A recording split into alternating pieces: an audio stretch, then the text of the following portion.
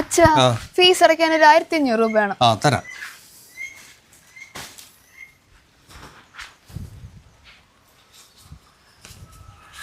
ഇതാട്ടാ.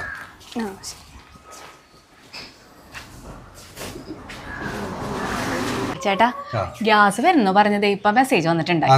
1000 രൂപ എടുത്തോ.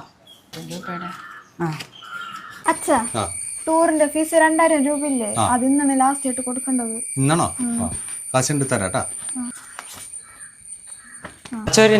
ഇന്നാണ് യൂണിഫോം മേടിക്കണ്ട ലാസ്റ്റ് ഡേറ്റ്. 2500 രൂപ വേണം.